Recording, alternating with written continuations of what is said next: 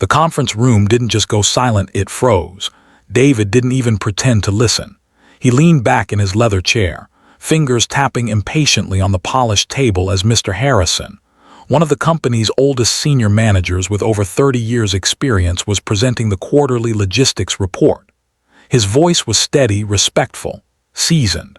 This story starts like many others, but it doesn't end the way you expect. Stay till the end to see how it all unfolds. And if you want more powerful stories like this, subscribe now and join my membership for premium content that sharpens your mindset. He was halfway through presenting when David slammed his pen on the table. "Stop."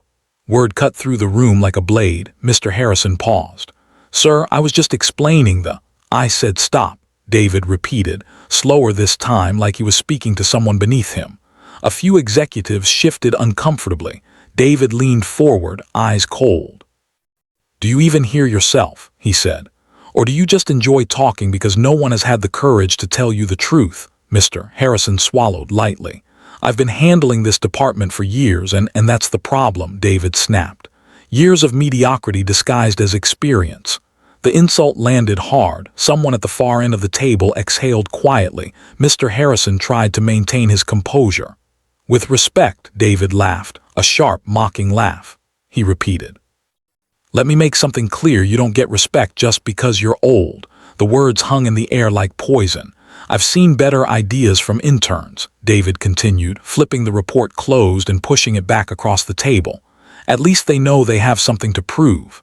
Harrison's hands trembled slightly as he picked up the file. "Maybe it's time you step aside," David added coldly, "before you slow this company down any further." No one spoke. No one dared. David stood, adjusted his jacket, and looked around the room. "This is exactly why things don't move forward here," he said. "Too many people holding on to positions they outgrew years ago." Then he walked out, just like that, leaving behind a room full of people and one man whose dignity had just been stripped in front of everyone.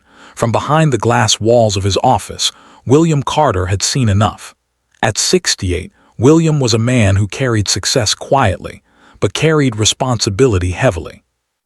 He had built everything, not from comfort, not from inheritance, from nothing. Long nights, failed deals, risks that could have ended everything, but he endured, and when success finally came, it came with a cost. He lost his wife early, too early. One day she was there, steady, warm, grounding. The next she was gone. And suddenly, William was left with a little boy and a life that demanded everything from him. David was 5, too young to understand loss, but old enough to feel its emptiness. So William did what he had to do. He became everything: father, mother, teacher, protector. He made sure David never lacked anything: the best schools, the best environment, the best opportunities. But more than that, he tried to give him something deeper: values, respect, humility. He taught him how to greet people properly, how to listen, how to treat workers with dignity. Because William never forgot where he came from. But somewhere along the way, David made his own choice, not by accident.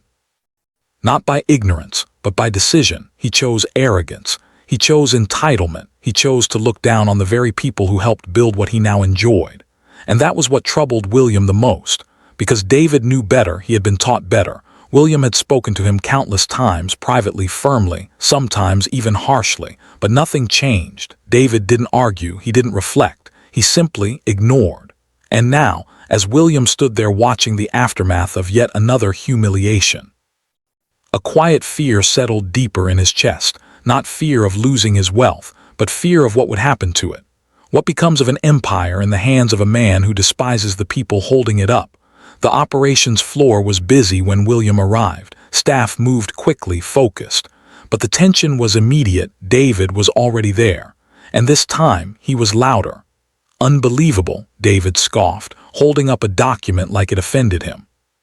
"I've been here over 20 years, and this is the level of incompetence you're still operating at?" Mrs.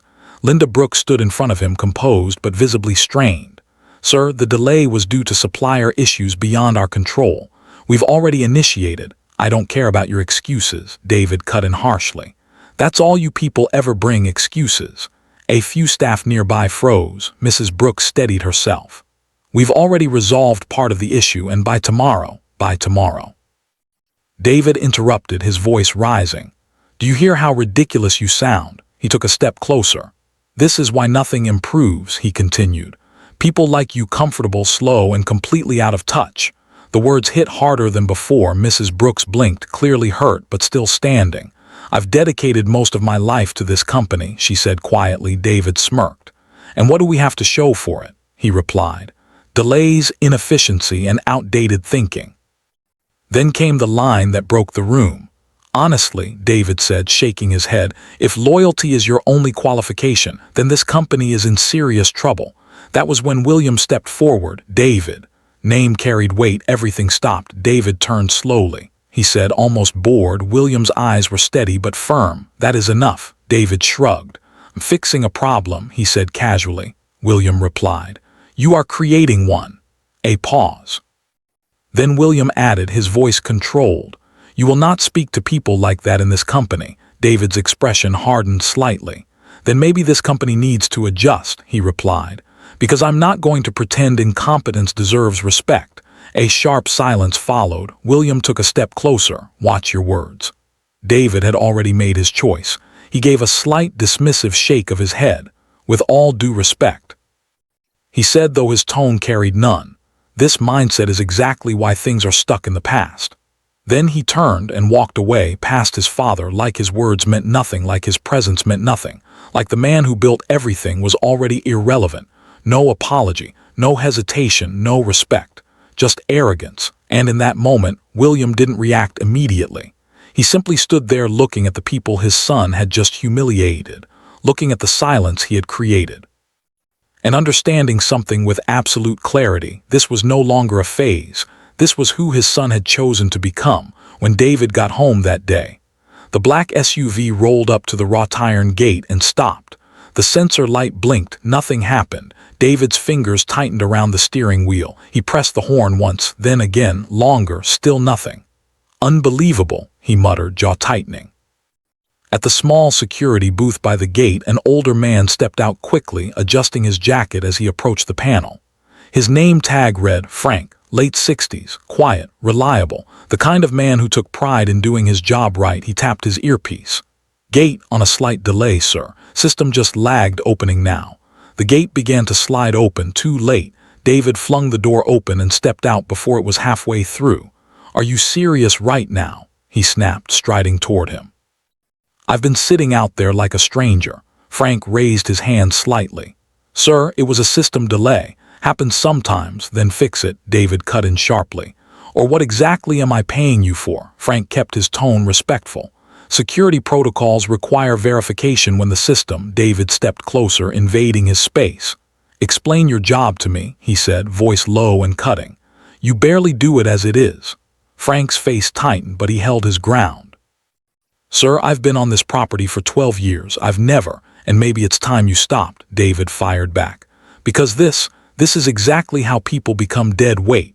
The words hit hard. Frank went quiet. David shook his head in disgust.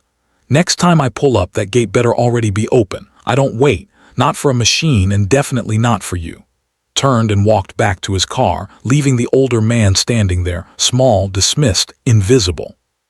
From inside the house, unseen through the tall glass windows, William Carter had heard the horn. And now the words. The front door opened hard enough to echo. David walked in like he owned more than the house, like he owned the people in it. Why is it so quiet in here? He barked, tossing his keys onto the console table without looking. No answer. Grace. His voice rang through the hallway. A moment later, Grace, the housekeeper, hurried in from the kitchen. She was older too, moving with care. The kind of woman who had spent years serving quietly, efficiently. Yes, David, she said gently. Water, he snapped. Cold, greeting, no eye contact, just demand. Yes, sir, she replied quickly, turning back. From the living room, William sat in silence, a book open in his hands, but his attention nowhere near the page. He listened. Moments later, Grace returned with a glass on a small tray, condensation forming on the sides. Here you go. David took it without a word, raised it. Took a sip, then froze, his face tightened, and without warning he spat the water out right at her. It splashed across her cheek and blouse. Grace gasped softly, stepping back in shock. I said cold, David snapped, his voice sharp with disgust. Do you not understand simple instruction? I'm sorry, she stammered. It came straight from the fridge, I thought, before she could finish. David hurled the remaining water from the glass. It hit her chest, soaking through the fabric. "Then maybe your thought is the problem," he said coldly. "Because clearly it's not working." The glass slipped slightly in her shaking hands. She didn't wipe her face, didn't move, just stood there, humiliated, reduced, like she didn't matter. "David." The voice came from behind him, calm, controlled, but heavy. David turned slowly. William stood there now, no longer seated. His presence alone shifted the room. "What is going on?" William asked. David exhaled in irritation.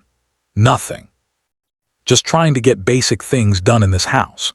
William's eyes moved to Grace, to the water on her clothes, to the way she stood frozen between dignity and shame, then back to his son. "You did this?" he asked. David shrugged. "She can't even get a glass of water right."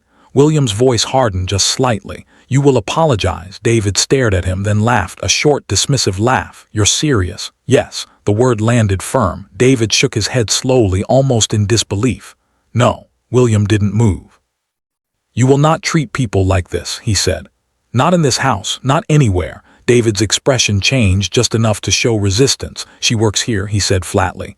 "Let's not pretend this is something it's not." William stepped closer. "She works with us," he corrected. David scoffed. "That's your perspective, not mine." "Then change it," William replied. "No," the word came quicker this time, sharper, colder. "Not apologizing to a housekeeper," David continued. "If she can't handle pressure, she shouldn't be here." Grace lowered her head. William's voice dropped. "You will apologize." David's jaw tightened. "I said no." Silence, thick, uncomfortable, final. Then David added without hesitation, "I do lower myself for people who are beneath me." That was the moment, the exact moment something shifted permanently. William held his gaze, searching, waiting, but there was nothing there, no remorse, no conflict, no hesitation, just pride, untouched, unmoved. David turned away. "Conversation over. Next time," he muttered, walking off, "make sure things are done properly." "David." William called, no response. "David." Still nothing. He didn't slow down, didn't turn. He walked up the stairs and disappeared like nothing had happened. The house fell quiet again. Grace stood there, still shaken. William turned to her gently. "I'm sorry," he said. She nodded faintly, unable to speak. "Take the rest of the evening off," he added softly. She left, slowly, carefully. And when the room was empty, William remained standing still, thinking, not reacting in anger, not rushing into another lecture, because he had done that before many times, and it changed nothing. This was no longer about correction. This was about consequence. William walked slowly toward the window, his hands resting behind his back as he looked out over the property he had spent a lifetime building. Everything was in place. Everything was working. Everything except the one thing that mattered most, his successor. Words are no longer enough. The thought settled deeply. David didn't need another warning. He needed to feel it, to understand what life looked like without privilege, without power, without the shield of his name. William's eyes hardened slightly, not with anger but with decision. A plan began to form, quiet, precise, unavoidable. If he cannot respect what he has, then he will learn what it means to live without it. For the first time, William Carter stopped hoping his son would change, and started preparing to make sure he did. David didn't think he had a problem, because in his world, he was always right. The private lounge overlooked the Manhattan skyline, the kind of place where money didn't just buy comfort, it bought attention.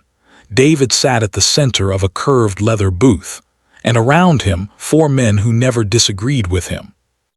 Ryan Cole, loud, flashy, always the first to speak. Marcus Reed, smooth, calculating, always watching. Ethan Blake, polished, persuasive, knew exactly what to say. Tyler Grant, quieter than the rest, but never far from the benefits. They all leaned in when David spoke. They all laughed when he mocked someone. They all raised their glasses when he made a point. "You handled that perfectly," Ryan said, shaking his head with admiration. "You can't let employees think they're equal to you. It's where leaders mess up." "Exactly," Marcus added calmly. "Familiarity breeds disrespect. You shut that down early or it spreads." David nodded slightly, taking it in. Across from him, Ethan leaned forward, voice measured. "Honestly, David, most people in your position don't have the backbone to do what you did today. They try to be liked." He paused. "You're not here to be liked. You're here to lead." That line settled deep. Tyler raised his glass quietly. "To leadership." Others followed. "To leadership." They drank. "What you said about that older manager," Ryan continued, grinning, "that was overdue. People stay too long in positions they can't handle anymore." David smirked faintly. Someone had to say it. You did, Marcus replied. That's why you're different. Better, different, a subtle shift, but effective, Ethan added. Your father built something great, no doubt, but times change. If you run it the same way, it won't survive. That was the kind of validation David respected, not emotional. Strategic. You're thinking ahead, Ethan continued. That's what separates you. No one challenged him, no one asked if he had gone too far because that wasn't their role. Their role was simple: keep him confident, keep him comfortable, keep him spending. A server approached. Another round, Mr. Carter. David didn't hesitate. Yes, same for everyone. You, sir. As she walked away, Ryan leaned back, satisfied. This is what I'm talking about, he said. You move different, glanced at David. That investment I mentioned still available, but not for long, David nodded. Send it again. I will, Marcus replied smoothly. Ethan added almost casually, and the property deal. That's the kind of move that puts you in a completely different league. David didn't respond immediately, but he was listening. Tyler, who had been quiet, finally spoke. You've got momentum right now, he said. The worst thing you can do is slow down. Direct, encouraging, and dangerous. Not one of them asked, was that necessary? Did you go too far? Are you protecting the company or your ego? Because those questions create awareness, and awareness changes behavior. They didn't want that, they wanted access, and David was the door. As long as he remained who he was, they remained exactly where they wanted to be. Across the city, the noise never really stopped. Sirens in the distance, traffic flowing, laughter spilling out of restaurants. But inside William Carter's study, silence held everything still.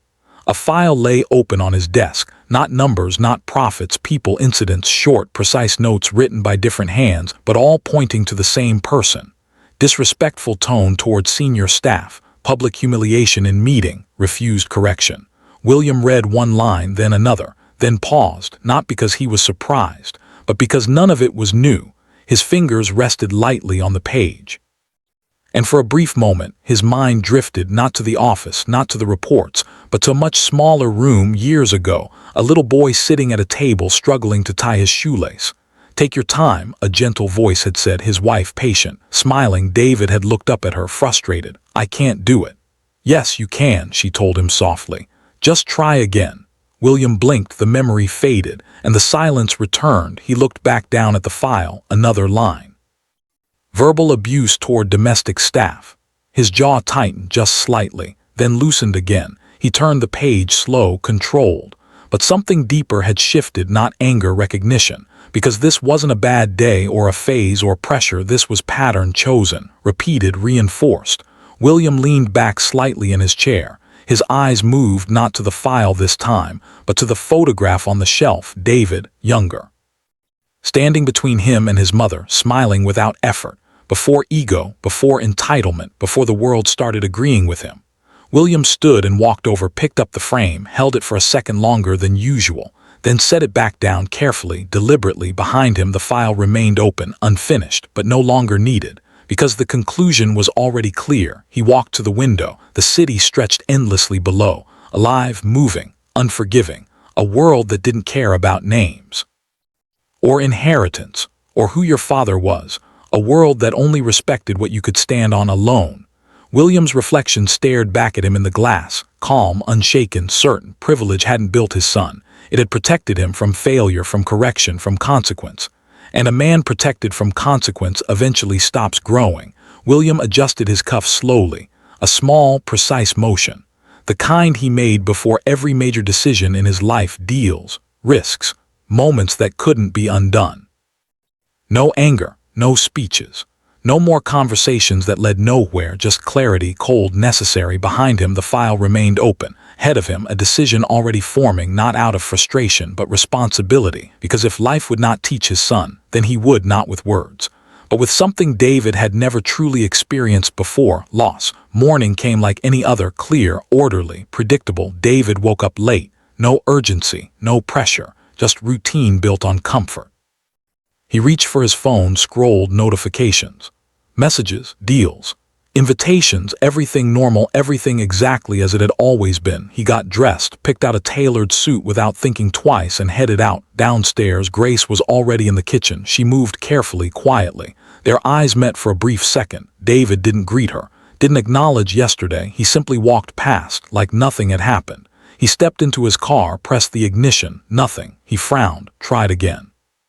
Still nothing. What now? He muttered, pulling out his phone. He tapped the app Vehicle Access. Restricted. David stared at the screen. Annoyance flickered, then irritation. He dialed quickly. Yeah, something's wrong with the car, he said the moment the call connected. Fix it.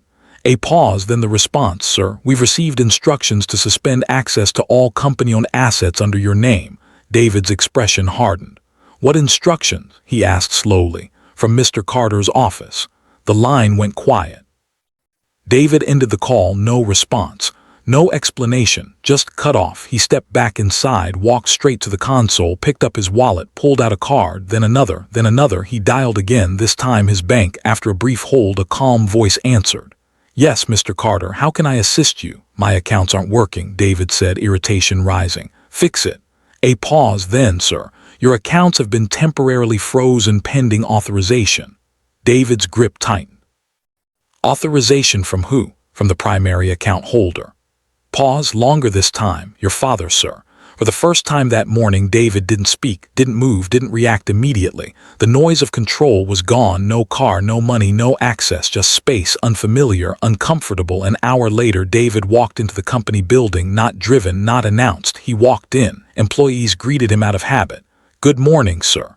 He didn't respond, didn't slow down. He went straight to the executive floor, his floor, or at least what used to be his. As he approached his office, something felt off. The door was open. Inside, someone else was sitting at his desk. David stopped, his eyes narrowed. What is this? He demanded, stepping in. The man stood immediately. Good morning, Mr. Carter. Why are you in my office? Before the man could answer, another voice spoke from behind him. Because it is no longer yours. David turned. William stood at the entrance, calm, composed. Expected. What is going on? David demanded. William stepped inside, slow, measured. Your access has been revoked, he said. To what? David shot back. William held his gaze. To everything. The words landed without force but with weight. David laughed once sharp. This is a joke, right? No, silence. You can't just do this, David continued. I run things here. No, William corrected. You were given the opportunity to learn here. David's tone hardened. And now you're taking it away. I am removing what you have not earned. That hit, not loud but direct. William walked a few steps closer. You still have a place here, he said. David let out a breath. Oh, now I do, yes. A pause, then as a cleaner, silence, heavy, unbelievable. David blinked once, then again. You're serious. William didn't respond immediately. There is also a position at the gate, he added calmly. Security assistance, entry level. David stared at him like he didn't recognize him anymore. You want me to clean floors? He asked slowly. I want you to learn value, William replied. David shook his head, stepping back. He said immediately, no, that's not happening. Then you will need to find your own way, William said. You think I need this place? David snapped. I can walk out of here right now and be just fine. William didn't argue, didn't convince, didn't react. He simply said, the offer remains. David grabbed his jacket, anger now fully visible. I would rather starve than lower myself to that, he said coldly. William nodded once. Then you will understand the cost of pride. That was it. No shouting, no threats, no chase. David turned and walked out past the desk, past the office, past the floor he once controlled. This time no one stopped him, no one followed, no one applauded, just silence. As the elevator doors closed, David exhaled sharply, still confident, still certain. Still convinced this was temporary. Because in his world things always worked out, doors always opened, people always showed up, money always came. He stepped out into the city alone, without access, without control, without realizing this was the first real moment of his life. Back upstairs, William stood in the now quiet office. He looked around once, then turned away. No satisfaction, no regret, just stillness. Because this wasn't about punishment, it was about truth, and truth doesn't need to raise its voice. The city didn't slow down for him. Cars rushed past. People moved with purpose. Somewhere nearby, music played and laughter spilled into the street, but David stood there, phone in his hand. And for the first time in a long time, he didn't know what to do next. He scrolled, stopped at the first name, Ryan, of course. David called. It rang once, twice. Then, David, my guy. Ryan's voice came in loud, excited. You disappeared on us. What's going on? David didn't ease into it. I need a place to stay. Silence not complete but enough to feel. Ryan laughed lightly. Wait, what do you mean? Just for a few days, David said, already irritated. I'll explain later. Pause this one longer, then Ryan cleared his throat. Man, I wish you called me earlier. David's eyes narrowed slightly. Earlier for what? I've got people over right now, Ryan said quickly. Family stuff, you know how it is. David's voice dropped. It's just a few days. Yeah, I get that, Ryan replied, faster now. But the timing's just off. Real bad timing, that was new. Marcus, Ryan added quickly. He's got space, way more than me. Click, the call ended. David stared at his phone. Ryan, the same Ryan who once said, you always have a place with me. Didn't think about it long, he dialed again. Marcus. The line rang longer this time, then David. Calm, controlled, no excitement. I need a place to stay, David said, straight, simple. Marcus didn't respond immediately, and that alone felt different. This because of your father? Marcus asked finally. David's jaw tightened. I just need a place. Pause, measured, careful. I can't get involved in that, Marcus said. David blinked once. In what? In whatever situation this is, Marcus replied. It's not something I should step into. Not stepping into anything, David snapped. I just need a place to stay. I'm telling you, Marcus said calmly, that's not something I can offer. No excuse, no apology, just distance. Line went dead. David lowered the phone slowly. 2 calls, 2 rejections. The noise around him suddenly felt louder, closer, like the city had moved in and left him behind. He scrolled again. Ethan, David called. It picked up almost immediately. David, Ethan said, no excitement, no energy, just awareness. I need your help, David said. A pause, then Ethan spoke. I heard. David's expression changed slightly. Heard what? That your father shut everything down, Ethan replied. Accounts, access, all of it. It was already out. David exhaled slowly. I just need somewhere to stay. Then Ethan sighed. You should have handled things differently, he said. That landed wrong. David's voice sharpened. This isn't advice. I'm asking for help. And I'm giving you honesty, Ethan replied. This situation, it's unstable. It's temporary. Maybe, Ethan said. Maybe not. Pause, then. I can't attach myself to that right now. David's grip tightened. That's it. 3 calls, 3 answers, and not one of them sounded like the men who sat at his table raising glasses in his name. David stood still. Then slowly he looked at the last name, Tyler, the quiet one, the one who said the least but stayed the longest. David called. It rang. Longer than the others. For a second he thought it wouldn't go through. Then, excitement, no greeting, just a voice. I need a place to stay, David said. No build-up, no energy left for it. A pause, then Tyler spoke. For how long? David hesitated. A few days. Pause, you could almost hear him thinking. Then, I've got a spare room, Tyler said. David closed his eyes briefly, relief finally, but Tyler wasn't done. You'll take care of your own food, he added. I don't run a house. David didn't respond. And I've got my own routine, Tyler continued. I won't adjust anything for you. Relief shifted slightly, but it was still something. I just need the space, David said. Then that's what you're getting, Tyler replied. I'll send the address.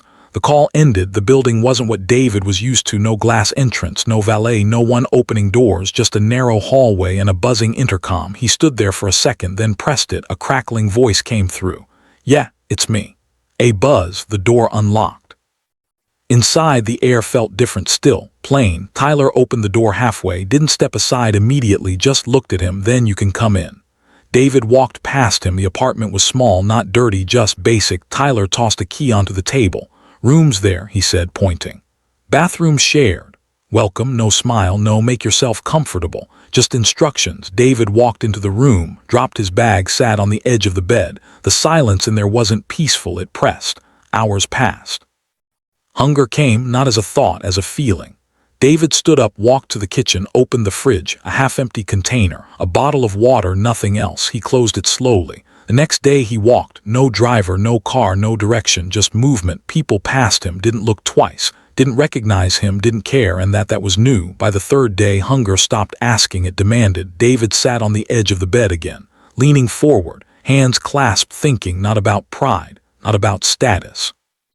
Just one thing, where else? His mind went through names, places, options. Nothing stayed, nothing worked. Until one thought remained, unavoidable, uncomfortable, clear. He leaned back slowly, stared at the ceiling, and heard it again, his father's voice, calm, certain. The offer remains. David shut his eyes. This time there was no argument left, just a decision waiting to be made. Morning came without comfort, no soft mattress, no quiet service, no routine waiting for him, just a thin line of light cutting through the window. And the weight of a decision he could no longer avoid. David sat on the edge of the bed for a long time, not moving, not checking his phone, just thinking. Then finally he stood. He didn't call ahead, didn't prepare a speech, didn't rehearse anything. He just left, walked out of Tyler's apartment, down the stairs, out into the street, this time no hesitation. The company building stood exactly the same, tall, clean, unmoved, like nothing had changed. But everything had. David walked through the front entrance. No one rushed to greet him. No assistant, no nods of urgency, just a few glances, and then people returned to their work. He kept walking straight to the front desk. "I'm here to see Mr. Carter," he said. The receptionist looked up, polite, professional. "You have an appointment?" David paused, a small pause, but enough. "No, sorry," she replied gently. "He's currently unavailable." The word hit differently now. David exhaled slowly. "Just let him know I'm here." She hesitated, then nodded. "Please have a seat." Passed. Then more, each second stretching longer than it should. David sat there, watching people walk past him. Some recognized him, some didn't. But no one stopped, no one approached, no one treated him like before, and that silence, it said everything. "Mr. Carter will see you now." David stood immediately, followed her. The walk felt longer than usual, every step heavier, every second louder in his head. Then the door opened. William stood by the window, hands behind his back. Exactly the way David remembered, exactly the same, and yet not. He didn't turn immediately. "Sit," he said calmly. David did. No arguments this time, no resistance, just silence. William turned slowly, looked at him, not with anger, not with disappointment, just observation. "You've been away," William said. David swallowed. "Yes, 3 days." A pause. David nodded slightly. William held his gaze for a moment longer then. "Have you eaten?" The question caught him off guard. David hesitated. "Not properly." A small silence followed, then William nodded once as if that confirmed something. "I'm ready," David said finally. The words came out lower than usual, less certain, less sharp. William didn't respond immediately. "Ready for what?" he asked. David exhaled slowly. "For the job." Pause. "Then which one?" William asked. David looked down briefly, then back up. "The cleaner." The word felt heavy, unfamiliar, uncomfortable, but he said it. William studied him carefully. Not his words, but his posture, his tone, his eyes looking for something, not perfection, not pride, just truth. After a moment he nodded. "Report to facilities," he said. "They'll assign you." No speech, no lecture, no emotion, just instruction. David stood, turned, and walked out. The hallway felt different now, longer, quieter, every step echoing slightly. He reached the service area. A man in uniform looked up. "You here for assignment?" he asked. David nodded. The man handed him a folded set of clothes. "Locker room's down there." David took it, looked at it briefly, then walked. Inside the locker room he changed, slowly, carefully, like each movement meant something. The suit came off, the title with it, the name attached to it, replaced by something simple, plain, unnoticed. When he stepped out, no one turned, no one reacted, no one cared, and for the first time in his life, David Carter walked through the company without status, without identity, without power. "Start there," the supervisor said, pointing toward a section of the floor. David nodded, picked up the tools, and stepped forward. The first movement felt unnatural, awkward, wrong, but he didn't stop, didn't speak, didn't look around. He just worked. Footsteps passed him, voices moved around him, people continued their day. And slowly something unfamiliar began to settle in, not comfort, not acceptance, but awareness. For the first time, he wasn't above anyone, he was among them. And this time, there was nothing to hide behind. The first day didn't break him, it pressed him, quietly, steadily, like something testing how long he could hold. By mid-morning, his hands already felt different, not pain, just unfamiliar use, repetition, motion without authority. No one asked him for decisions. No one waited for his approval. They walked past him and kept going. "Watch the corners," a voice said behind him. David turned. A middle-aged supervisor stood there, arms folded. "You miss those, it shows," he added. David nodded once. No reply, no argument. He went back to it. The floor reflected light, clean, precise. But no one praised him for it, no one noticed, and that unsettled him more than anything. At some point he felt it, eyes on him, not admiration, not fear, recognition. 2 junior staff walked by. They slowed. One leaned slightly toward the other. "That's him," he whispered. "The son." "Yeah." A pause, then, "What happened?" They didn't wait for an answer. They just kept walking. But the question stayed later. A pair of polished shoes stopped in front of him. David looked up. It was Mrs. Brooks, the same woman he had spoken to like she didn't matter, the same one he had dismissed in front of others. Now she stood above him, not by position, but by moment. Their eyes met, brief, quiet, no anger, no revenge, just recognition. She stepped around him without a word and kept walking. That silence, it weighed more than anything she could have said. By afternoon, the building had settled into rhythm. Phones rang, doors opened and closed, meetings started and ended, and David moved through it all unseen. At one point he reached for a door, instinct, old habit. He stepped inside, then stopped. Conference room, senior staff seated, Mr. Harrison among them. David froze for a second, then quietly stepped back out. No one called him. No one stopped him. The door closed, and the meeting continued without him. He stood there for a moment longer than he should have, then turned and walked away. By the time the day ended, his body was tired. But that wasn't what stayed with him, it was everything else, the looks, the silence, the absence. He returned to the locker room, changed slowly, folding the uniform carefully this time, not because he had to, but because something in him didn't want to treat it carelessly. Outside, the air felt different again, not heavy, not light, just real. That night, Tyler didn't ask him how his day went, didn't look up much from his phone. "How was it?" he asked eventually. David paused, then said, "It's work." Tyler nodded once. "Yeah," he said, "that's what it is." No advice, no sympathy, no judgment, just truth. The next morning, David got up earlier. No alarm, just habit forming back at the company. He picked up the tools again. No hesitation this time, no resistance, just movement. Days passed, then more, and slowly the noise in his head began to quiet. He started noticing things, small things, how people greeted each other, how some workers stayed longer than they had to, how respect moved quietly, not demanded, not forced, earned. One afternoon, a trash bag tore open, spilled across the floor. David stopped, looked at it, then bent down and picked it up, piece by piece. No frustration, no anger, just doing it. "Appreciate that," someone said behind him. David turned. A younger staff member, not mocking, not surprised, just genuine. David nodded once. "No problem." The words felt different, but not wrong. That night, he didn't sit the same way, didn't think the same way, didn't feel the same way, and somewhere, without announcement, without recognition, without anyone pointing it out, something had shifted. Not everything, not yet, but enough.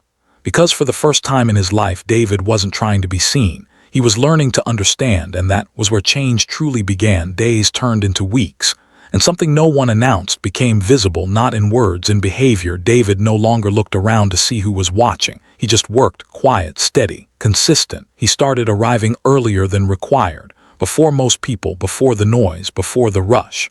The building felt different at that hour. Calm, honest, no titles, no pressure, just work waiting to be done. One morning, as he mopped the hallway outside a conference room, voices echoed from inside, senior staff, familiar voices. He didn't stop, didn't slow down, but he listened, not intentionally, just present. "We can't afford another delay," one voice said. "That shipment issue again?" Another asked. A pause, then, "Yes, same problem." David's hand slowed slightly. He knew that issue. He remembered dismissing it, calling it incompetence. Walking away from it, the door opened suddenly. A man stepped out, frustrated, distracted, didn't even look at David, just kept walking. The conversation spilled briefly into the hallway. "We've tried everything," someone inside said. "Nothing's working." David stood still for a second, then he moved again, finished his task, and walked away. But the thought stayed. Later that day, he passed the operations desk. Mrs. Brooks stood there, reviewing something, focused, tired, still carrying responsibility. David hesitated just for a moment, then he walked over. She looked up. Their eyes met again, different this time, no tension, no pride, just awareness. She asked. David nodded slightly. "There's a routing delay," he said, "from the secondary supplier." She didn't respond immediately, just watched him.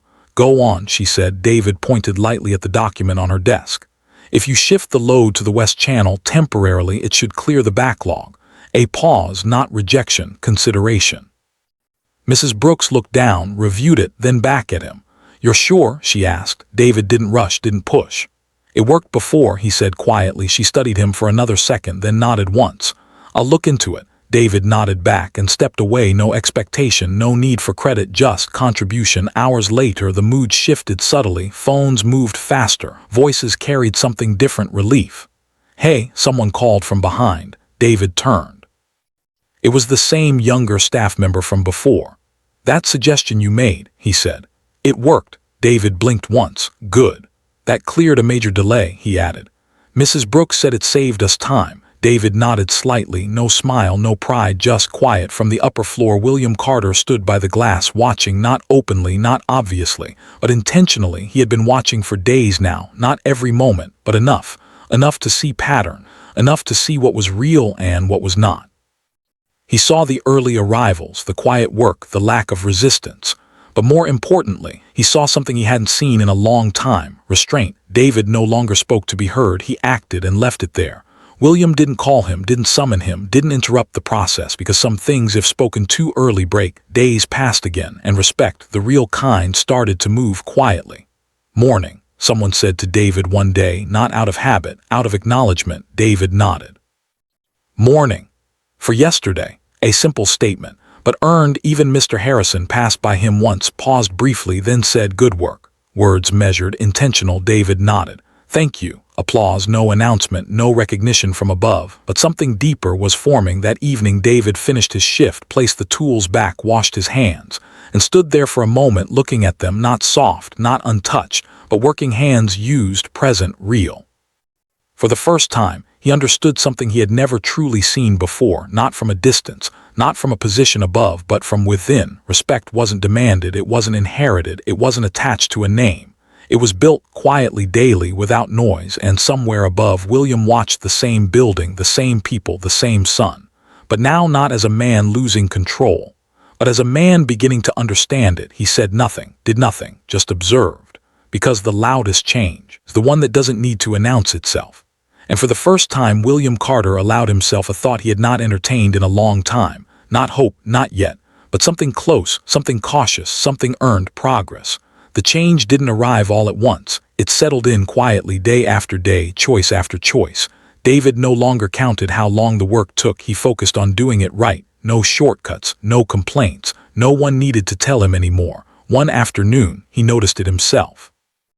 A spill near the entrance. People stepped around it, ignored it, moved on. David didn't. He walked over, cleaned it, dried the floor, placed a caution sign, then stepped back, watched, made sure it was right, then left. No one told him to, no one asked. "Good catch." He turned. It was the supervisor, same man who once corrected him without hesitation. Now there was something different in his voice, not authority, respect. David nodded once. "Thank you." Later that day, William sent for him. David walked into the office in his work uniform, clean, simple, no trace of the man who once sat behind that desk like he owned it. He stopped just inside, waited. William looked at him for a moment, long enough to see past words. "You've been working," he said. "Yes." "How is it?" David didn't rush. "It's honest," he replied. "It shows you things you don't see from the top." A quiet pause, then, "I understand now," he added. William's eyes stayed on him. "What do you understand?" David exhaled slowly. "That respect isn't given because of position, it's earned by how you treat people." Complete. William nodded once, then stood. "You'll return," he said, "but not to lead." David didn't react. "You'll learn every level of this company," William continued. "And you'll earn your way up, without my name opening doors for you." David nodded. No pride, no resistance, just acceptance. As he turned to leave, he stopped briefly. "Thank you," he said, and this time it wasn't forced. That evening David walked back into the house. The same wall, but not the same man. Grace was in the kitchen. She turned when she heard his steps. There was hesitation in her eyes, memory, uncertainty. David paused for the first time. He didn't walk past her. "I'm sorry," he said, simple, direct, no excuses. Grace blinked, surprised, then nodded slowly. "It's all right," she replied softly. But they both knew it meant more than that. Later, he stepped outside. The security guard, Frank, stood by the gate. David walked up to him. The older man straightened slightly. "Sir?" David shook his head gently. "I'm sorry," he said. Frank looked at him for a second, really looked, then gave a small nod. "All right." No speeches, no drama, just acceptance. From inside the house, William watched, not closely, not obviously, but enough.